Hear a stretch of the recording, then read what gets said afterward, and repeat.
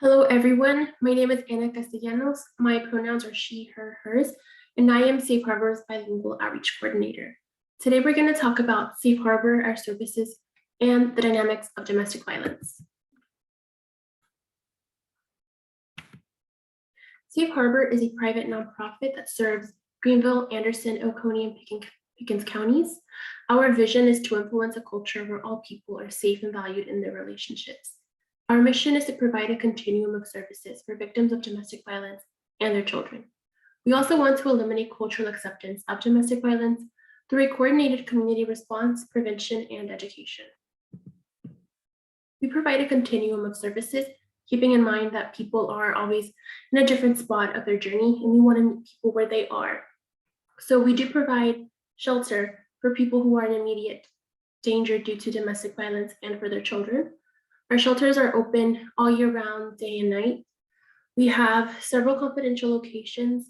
We are currently also using hotel stays because of the pandemic. We had to reduce bed space at our shelters to try to maximize safety with COVID. So we're utilizing some hotel rooms so that we can help more people than we're able to with our limited bed space at our shelters.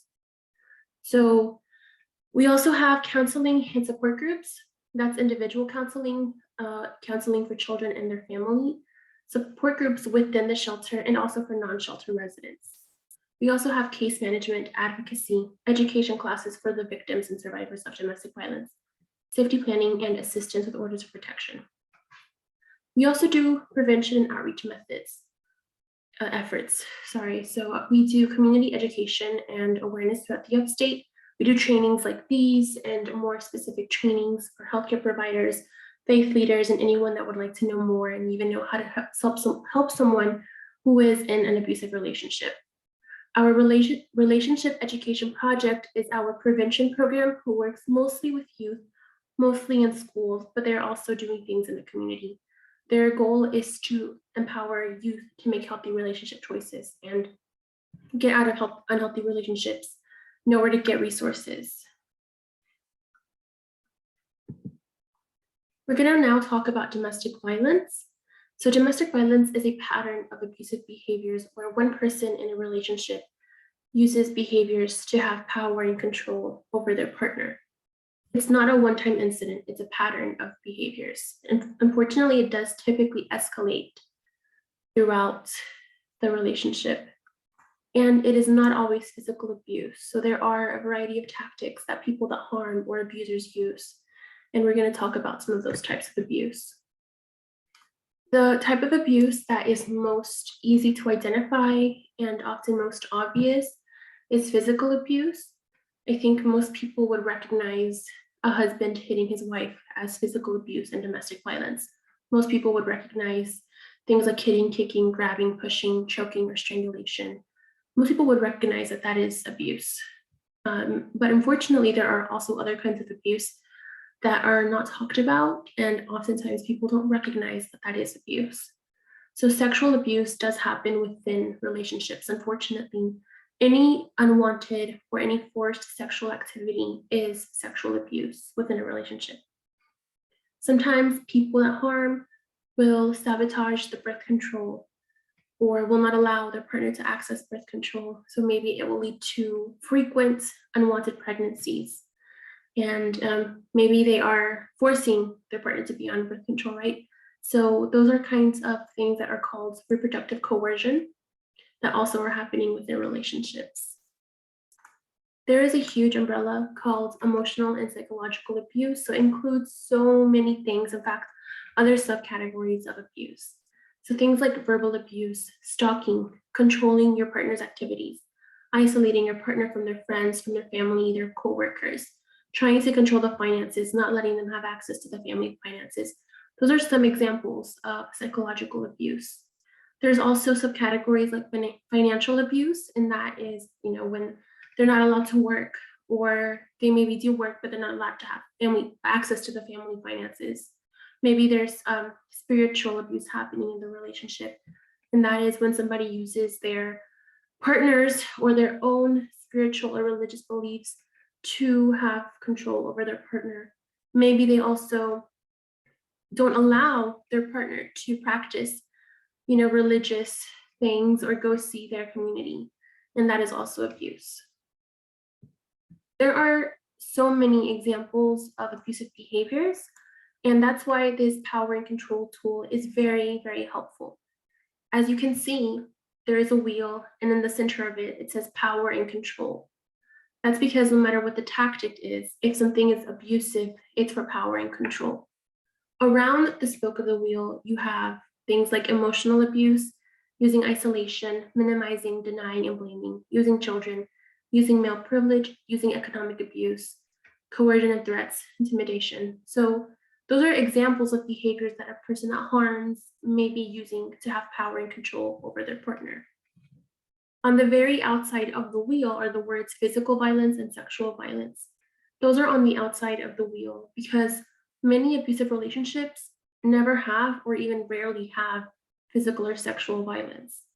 But knowing that that can happen is enough for many victims and survivors to feel like they have no power and control. If some of that has happened in the past, some physical or sexual violence has happened in the past, things like intimidation or threats, things like that, they're going to be even scarier, or they're going to have a different weight because they know that the abuse can happen. The physical abuse can happen. The important thing to keep in mind is that every relationship, whether it's healthy, unhealthy, or abusive, they're all different. So it's about power and control no matter what the abuse looks like.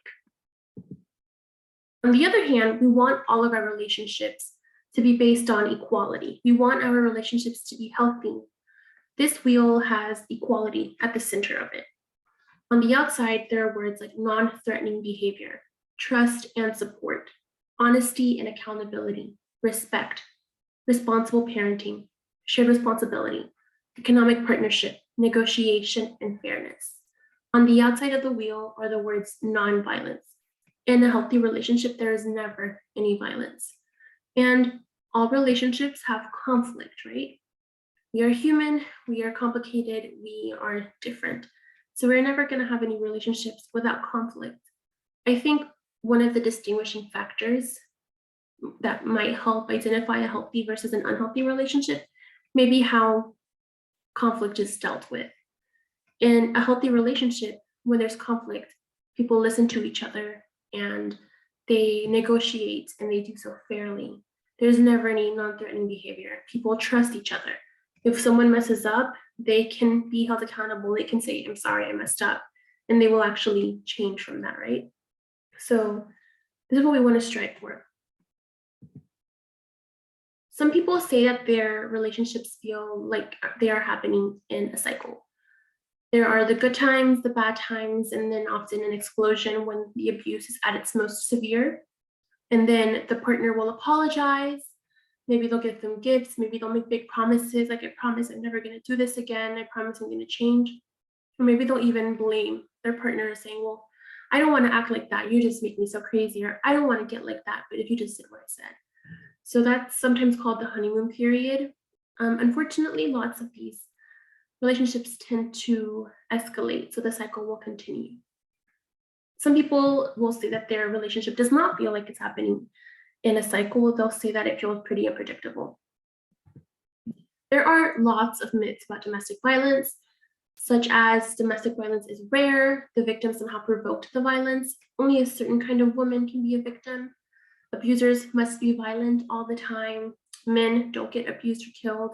If it were that bad, she would just leave, and that it's a personal problem. These are all myths that are harmful to people that are being abused.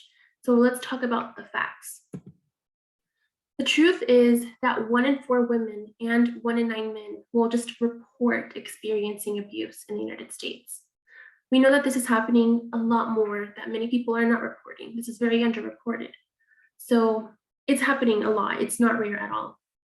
We know that domestic violence can affect anyone, no matter their race, their age, their ethnicity, nationality, their gender, socioeconomic background, religion, right? You cannot be exempt from abuse just because of one of your demographics. And unfortunately, there are things that make it harder for some people to get help.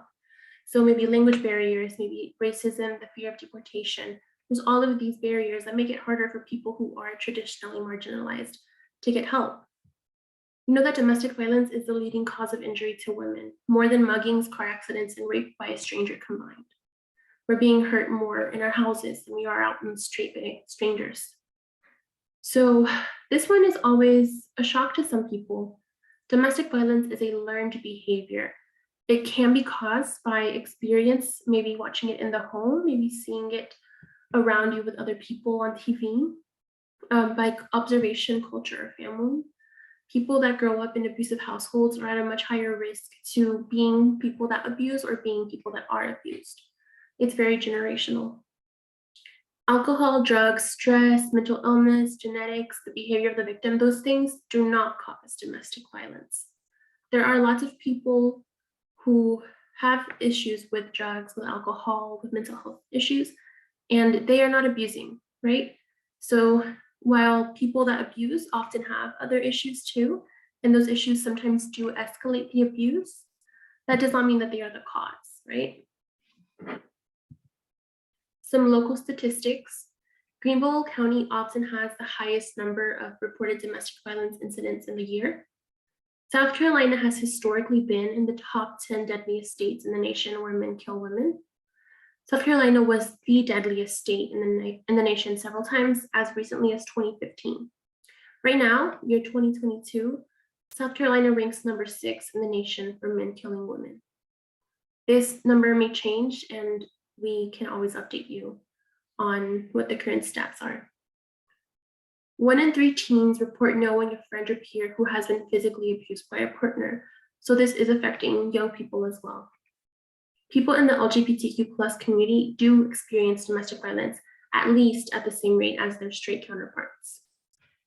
Black women are impacted by domestic violence lethally, consistently higher than white women. Right now, in 2022, the statistic is that Black women are more than 2 times more likely to be killed by men than white women. Again, we will always make sure you have the most recent statistic. It's important to talk about why people stay in their relationships in a way that is not victim blaming. Victims and survivors of domestic violence are often in really complicated situations, and they may feel overwhelmed and confused. They may stay because they believe their partner will change. They still love their partner. They might feel obligated to keep their family together. They may believe or have been told that divorce is a sin or against their faith. They may have a low self-esteem. They may feel that they deserve the abuse, that no one else could ever love them. And those are the kinds of things that maybe an abuser would say to them, so much that they even internalize it. They might be afraid of what might happen if they try to leave. A lot of times, a victim has been told, if you leave, I will find you and I will kill you. When a woman is trying to leave an abusive relationship, that is when there is the highest chance for there to be a lethality. That's why safety planning is so important, and we're going to get to that in a second. Some people may feel like they have no other options. They may be financially or emotionally dependent. This is not an end-all be-all list. We just really want you to have compassion and empathy for people, and keep in mind that leaving is a huge step and it's so much work. So if somebody is not ready to leave, or if that's not anything they want to do at all, you have to respect that and try to help them in a different way. And even when people leave, there are obstacles. So maintaining safety physically, mentally, and emotionally. For many people, when they have left, that is when the stalking begins. For a lot of people, that is when the abuse gets worse because their partner wants to have the power and control back, right? Then there's also financial barriers. Maybe they left the person that was the main breadwinner or the only breadwinner, and now they have to find housing, transportation, job security, childcare. Maybe they had debts that their partner incurred on them, there's lots of things that could happen financially. Then there's legal barriers. Maybe they're seeking a separation or divorce. Maybe they're fighting for child custody. Maybe they had households or property in common. And a lot of people have been isolated because of the abuse. And so they're leaving and they have no social connections to help them out. At Safe Harbor, we do take a trauma-informed approach to our services. And that means that we acknowledge trauma. We acknowledge that domestic violence can be traumatic for some people, and that traumatic reactions are normal responses to abnormal situations. Traumatic stress is caused by a perceived threat to our physical or emotional safety or the safety of somebody that we love. It can make people feel vulnerable, helpless, like they have no control. It does interfere with people's relationships and beliefs and even lots of parts of their life. Domestic violence is a chronic trauma. So it's abuse that happens over and over again from the same person. So it's not like a one-time incident, like a car accident or a hurricane or a tornado. Those things are traumatic. And so for someone who is in an abusive relationship, it's kind of like being in a car accident all the time, as often as the abuse escalates. It's also complicated because the person that's harming you is also somebody that loves you. They're connected to you intimately, and they often remain in people's lives after the abuse is gone, right? Maybe with co-parenting or whatever. It can really be more complicated to overcome that trauma. So survivors may experience many trauma reactions, and those may be even harder to heal from. It is important to share this information with survivors so that their responses can be normalized, and we don't want anyone to feel crazy. We want to validate their strengths and not stigmatize them further. Something we can do to be trauma informed is to avoid victim blaming. And victim blaming happens when anyone puts the responsibility of a wrongful act or harm on the person who was harmed or who was wronged. And who does this? Unfortunately, anyone can victim blame. Family, friends, coworkers, law enforcement, courts, social services, health professionals, other service providers, and oftentimes survivors blame themselves because a lot of times that's the message they're getting. Why didn't you do anything about it? Why did you stay? Why didn't you leave? And we really want to avoid that. We want to put the accountability on the person that is harming.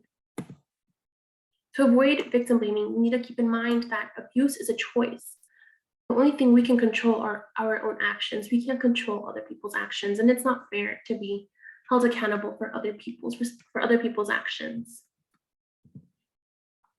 Some warning signs are breaking or striking objects, history of abuse in the past, extreme jealousy, insecurity, or possessiveness, controlling behavior, blaming the other person for their problems, threats of violence, verbal abuse, cruelty to animals or children, stereotyped gender roles like the idea that women are inferior to men or that women have to obey men, and mood swings.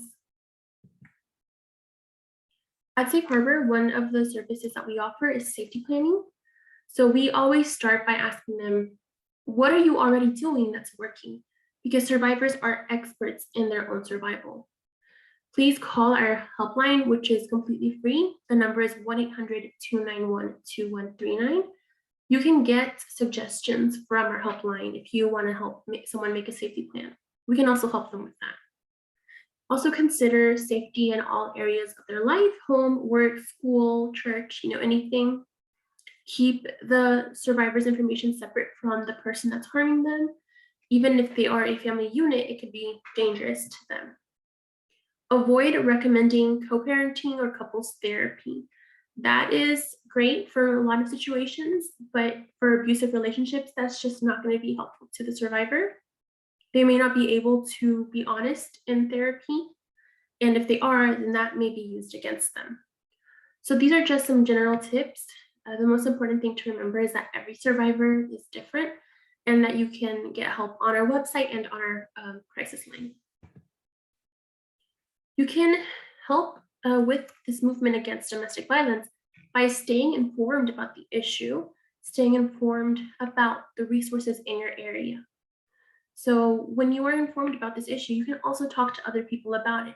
If someone is saying a myth about domestic violence, you can say, well, I heard that's not true, or I heard that it can happen to men or to anyone, right? You can also support survivors by believing. And don't expect someone to say, hi, I'm being abused.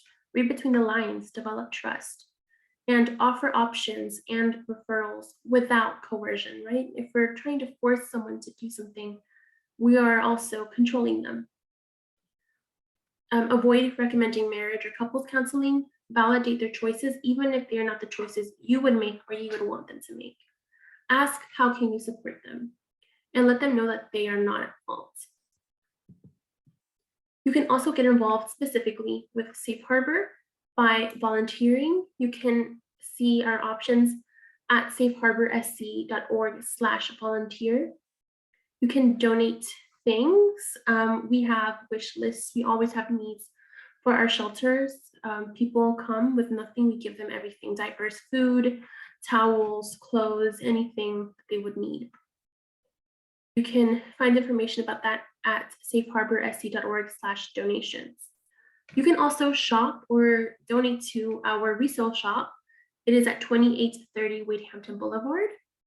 You can donate to our shop, and that helps us raise money to continue our services. Also, our clients can shop there free of charge for things that they will need for themselves and their kids. You can also give at safeharborsc.org/donate now. So this is the last slide. To get in contact with us for services, you can call our free 24-hour helpline, 1-800-291-2139. You can also find us on our website, safeharborsc.org. We are on Instagram at safeharborsc. We are on Facebook at Safe Harbor Inc. and in Spanish at Safe Harbor ESP. We're also at Twitter at Safe Harbor Inc. So please stay in touch with us, and thank you so much.